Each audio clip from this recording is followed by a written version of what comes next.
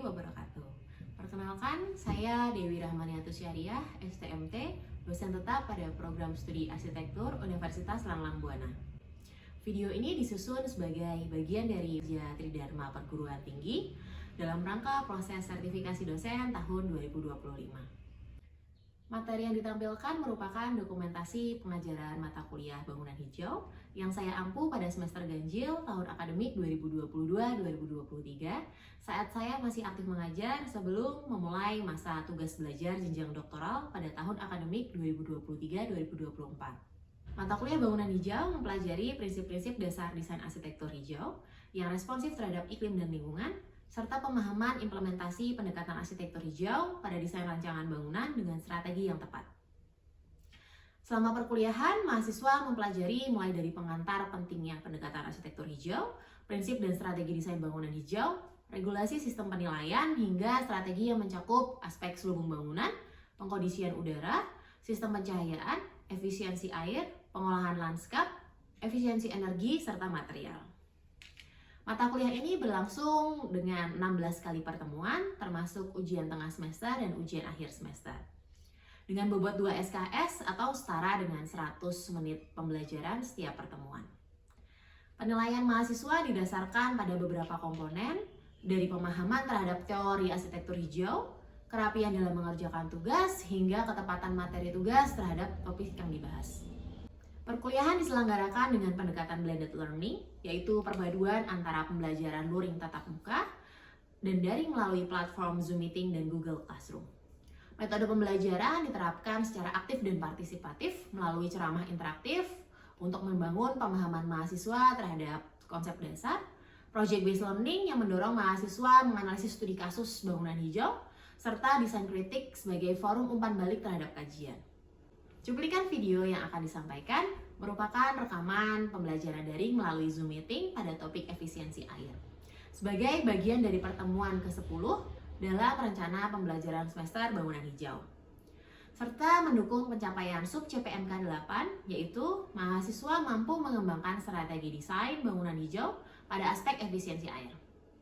Materi yang disampaikan mencakup kondisi existing penggunaan air di Indonesia, persyaratan yang wajib dipenuhi pada bangunan hijau, hingga prinsip desain pada strategi efisiensi air.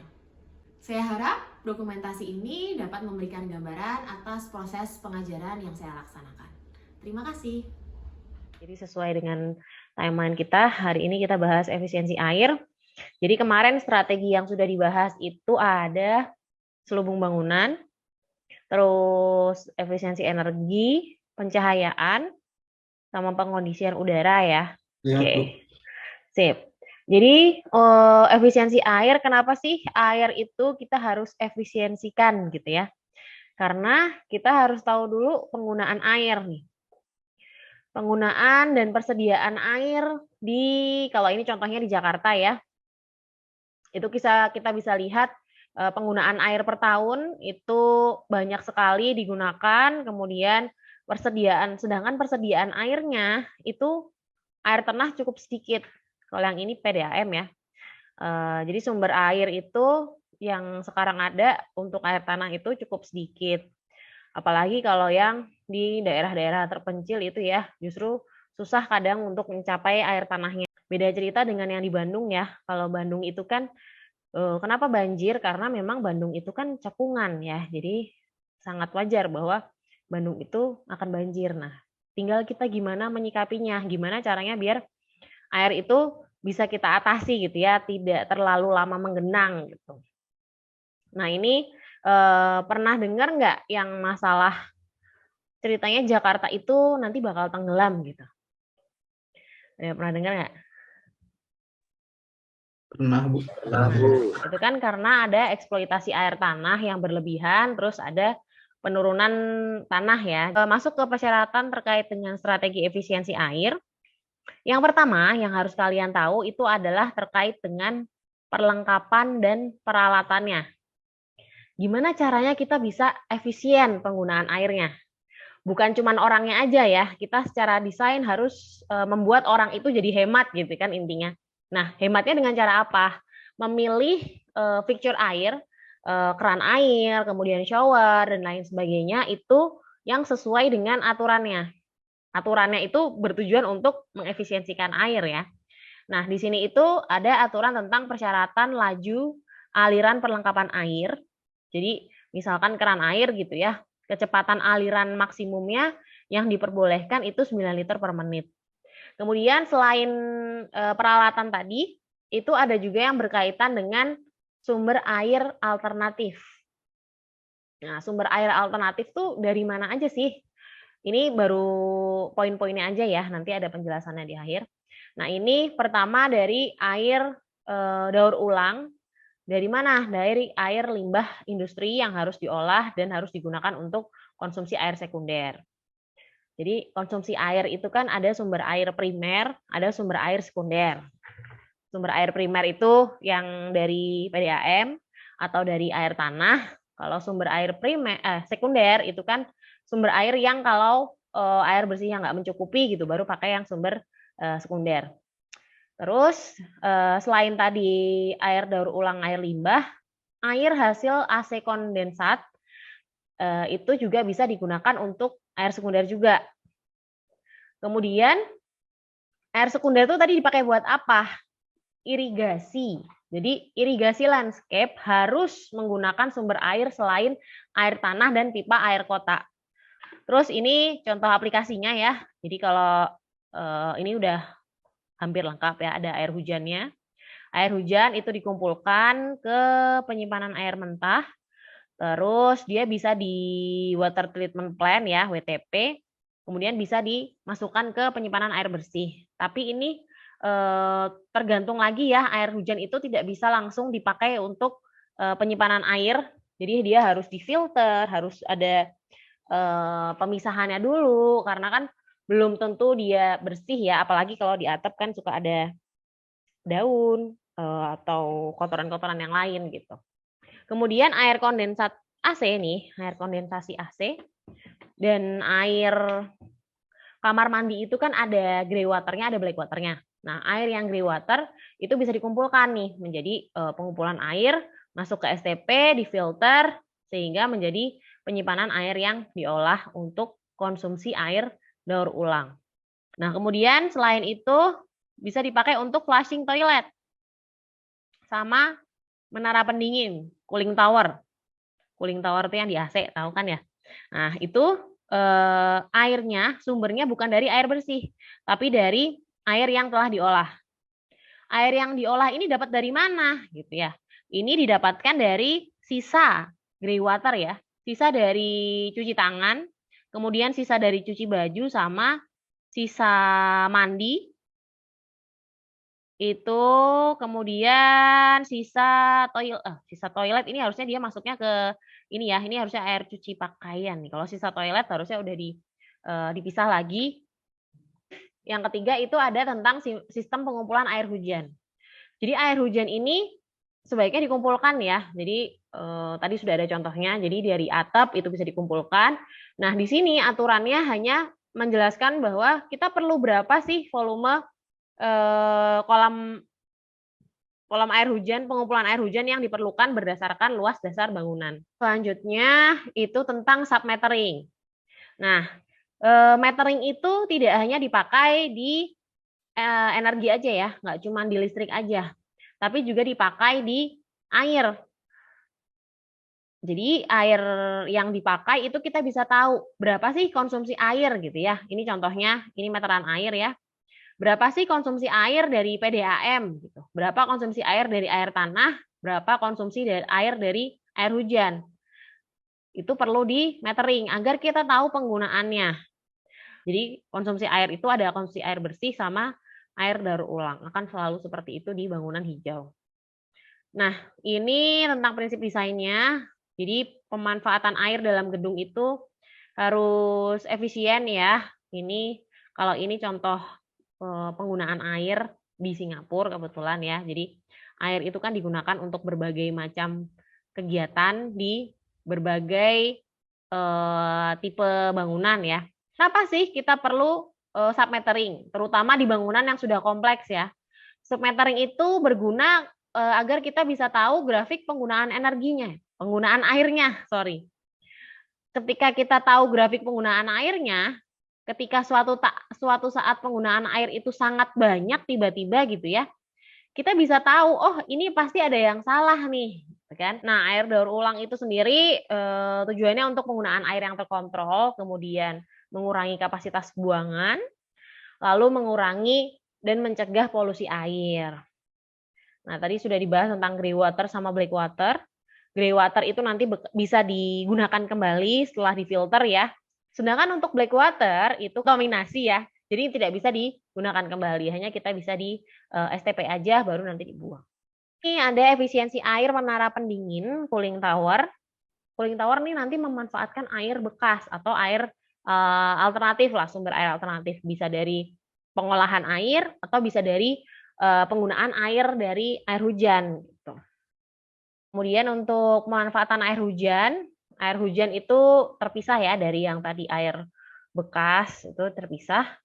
Di sini ada kemungkinan penggunaan air hujan di sini untuk bangunan komersial ya. Jadi air hujan itu tidak bisa langsung dipakai. Ada yang bisa dipakai langsung, ada yang tidak direkomendasikan gitu ya. Nah, sebelum ngomongin talang tuh kalian harus tahu area tangkapan air hujannya. Nah, air hujan itu kan ditangkap dari atap ya. Kita harus tahu luas jejak atapnya. Misalkan rata-rata tahunan itu 1.800 gitu ya. Di Jakarta area tangkapannya 5.000 meter persegi dapat menghasilkan, dihitung dapat segini nih, 5.607 meter kubik air hujan atau sama dengan rata-rata 15,36 meter kubik per hari. Kan lumayan ya itu penggunaan air hujannya. Bagaimana talangnya harus seperti apa? Ya, tidak hanya salurannya saja, tapi juga luas talangnya itu juga dipertimbangkan. Lalu ada pembilasan pertama nih. Curah hujan pertama itu kan biasanya ada polutannya, ada kotorannya dan lain-lain sehingga perlu area pembilasan pertama. Lalu ada filter. Ini filter digunakan untuk menghilangkan polutan air hujan. Nah, ini contoh sistem pemanenan air hujan yang bisa digunakan kembali. Dari area tangkapan nih, dari atap, itu kan ada talang. Dari talang itu nanti dialirkan nih ke pre-filter atau area penyiraman pertama. Nah, dari sini itu masuk ke sistem penyimpanannya. Nah, ini disimpan di sini. Nanti dari sini baru bisa kita pakai untuk penggunaan. Nah, terus ini ada sumber resapan. Sumber resapan dimaksudkan untuk menangkap, menyimpan, dan mengisi ulang air tanah. Namanya juga resapan ya, berarti sumur itu menyimpan air yang nantinya untuk diresapkan ke tanah. Toh kalau ini biopori ya, biopori yang sekarang udah banyak dipakai, mungkin dari kalian ada yang di rumahnya pakai biopori. Itu juga bisa digunakan sebagai resapan juga, sekaligus untuk menyuburkan tanah sekitarnya. Jadi air hujan yang tadi itu ditampung, nanti bisa dimanfaatkan, sisanya nanti bisa dimasukkan ke sumur resapan. Meresapkan itu tidak harus menggunakan sumur resapan tadi, tapi juga dari pemilihan material ya. Pemilihan material seperti apa. Kalau ini contohnya dari hujan nih, dari atap, turun ke talang, itu pertama dia ke area hijau dulu nih. Itu. Terus bisa juga seperti ini nih. Ini orang jalan di sini nih. Orang jalan di sini ya. Area ini memang ditujukan untuk meresapkan air. Jadi kalau mendesain ya kalian tuh jangan cuma selokan doang gitu ya, tapi juga desainnya yang seperti ini, ada swell-nya. Contohnya ada aspal yang bisa yang berpori, dia bisa menyerap 4.000 liter dalam 1 menit ya. Lumayan kan, dia tetap bisa meresapkan air ke dalam tanah. Tuh. Kemudian ada sistem retensi bio. Ini area ya, retensi bio itu kan satu area panjang biasanya. Di situ untuk meresapkan air dan nanti air yang di bawah itu nanti dikumpulkan. Tuh. Jadi dia area cekungan yang memang ditujukan untuk kalau ada air menggenang dia di situ genangnya. Gitu. Diserap. Nih ada ponding areanya. Jadi ini area yang memang ditujukan agar basah gitu, agar area jalannya itu dia bikin bioswale seperti ini. Karena luas, cukup luas area jalannya, sehingga median jalan di tengah itu dibuat seperti ini agar bisa dipakai untuk vegetasi plus bioswale ini. Kolam detensi tadi itu kan terintegrasi dengan bioswale yang tadi. Bioswale kan panjang ya, yang di sini nih, yang di bawah ini. Itu ngalirinnya kemana? Bisa ke kolam detensi itu. Memang sistem efisiensi air di bangunan itu sangat banyak, bisa digunakan untuk apa aja. Ini kalau kita pakai green roof gitu ya, itu kan juga bisa jadi sebagai area tangkapan air gitu. Itu nanti dipakai untuk recycle water. Ini yang tadi sistem di kawasan ya, di jalanan itu juga bisa pakai. Kita pakai tadi bioswale tadi. Selain itu, dengan efisiennya air bersih, kita pasti juga akan menjadi efisien di finansialnya gitu. Nanti bangunannya akan lebih hemat. Gitu. Mungkin cukup untuk hari ini terkait dengan efisiensi air. Ada yang mau ditanyakan terkait efisiensi air? Mana nih? Bu, izin bertanya, Bu. Boleh. Siapa nih? Saya Mantu Sendawa, Bu. Ya, Andre, gimana? Itu yang tadi, Bu, gambar terakhir, Bu. Gambar terakhir. Ini. Nah, itu, Bu. Ya, Bu. Ya. Nah, misalnya itu kan itu untuk penampungan air hujan ya, Bu ya. Dan di tengah-tengah itu kan ada kayak air juga itu, Pak. Yang ini. Nah, Bu, ya. Kalau misalnya itu yang kanan kirinya itu jebol, apakah bisa merusak bangunan nggak, Bu? Misalnya itu jebol itu kan di bawah tanah gitu, Bu. Apakah itu bisa merusak bangunan yang di tengah-tengah untuk peresapan air, atau enggak dibilang itu untuk apa ya, Bu ya? Menyimpan air dari air hujan, apa bisa buat kayak misalnya merusak bangunan nggak, Bu? Misalnya Oke. jebol itu.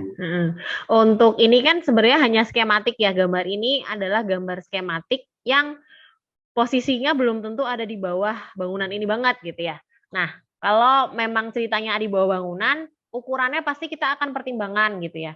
Kalaupun kayak kita bikin STP aja, itu kan luasnya juga kan nggak begitu besar ya. Apalagi ini hanya menampung air hujan saja, air hujan, kemudian air bekas air bekas cuci-cuci gitu ya, itu kan dikumpulkan, kemudian difilter.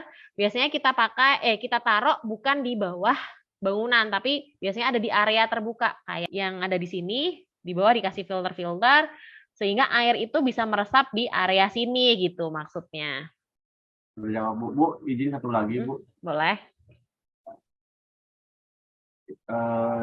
Yang masalah tadi pembuangan di selokan, Bu. Nah kan kalau di Indonesia itu kan, Bu, dia itu kan sebenarnya selokannya itu kan dia kecil, Bu. Dia itu ibaratnya memakai cuma semen aja, Bu. Nah, kalau di Indonesia pakai gitu pasti kalau menurut saya gitu ya.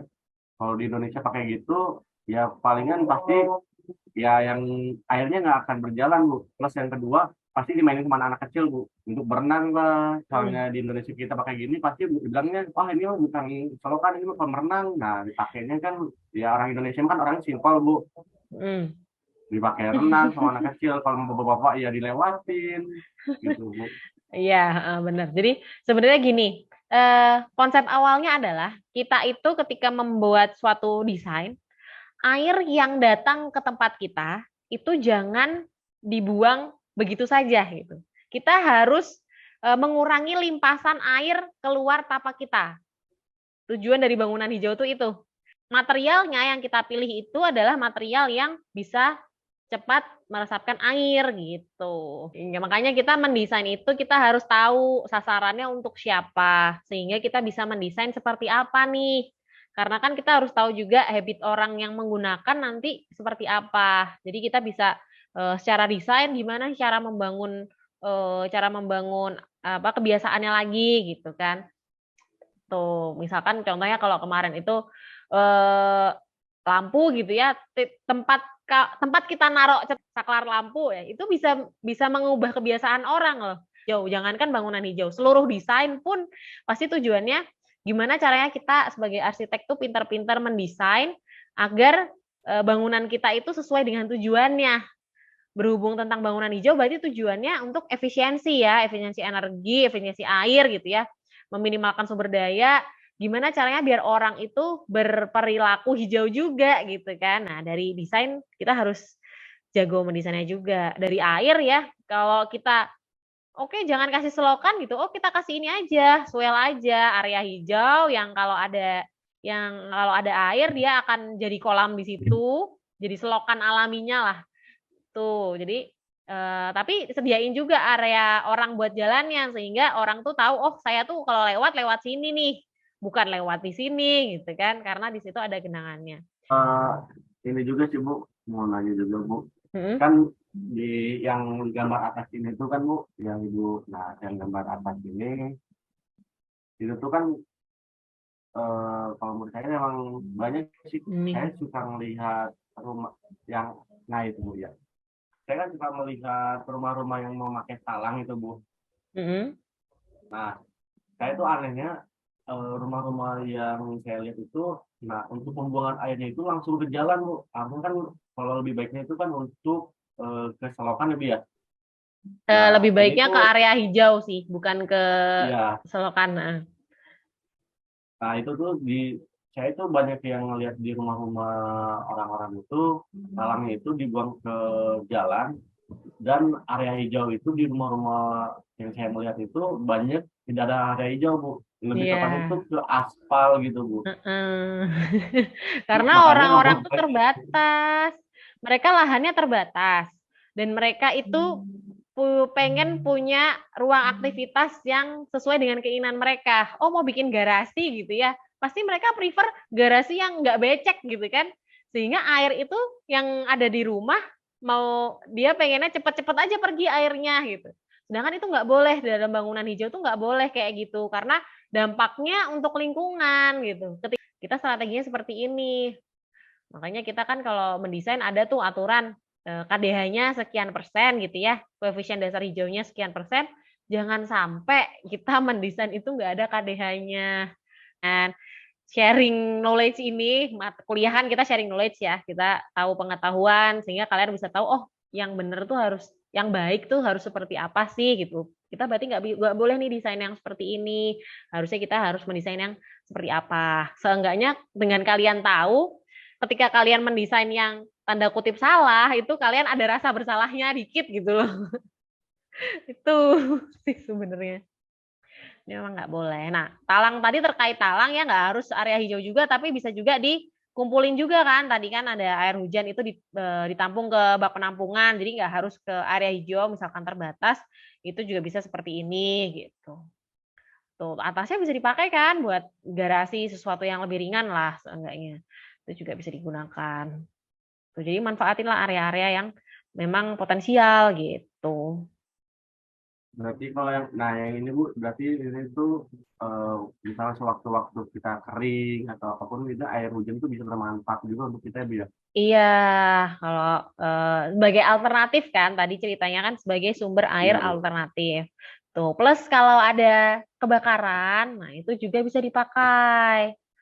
Pertanyaan atau diskusi.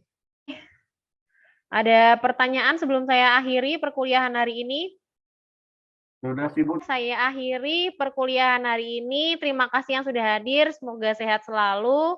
Nanti kita ketemu di minggu depan dengan materi tentang material. Semoga materi hari ini bisa bermanfaat untuk kalian. Bisa dari knowledge kalian, pengetahuan kalian, bisa dari cara kalian mendesain nantinya. Siapa tahu bisa diterapkan juga walaupun kalian tidak menggunakan pendekatan arsitektur hijau gitu ya. Pengolahan air hujan itu kan sesuatu yang normal dan harus dilakukan gitu ya. Itu semoga bisa kalian pakai juga nantinya. Oke, terima kasih semuanya. Saya akhiri.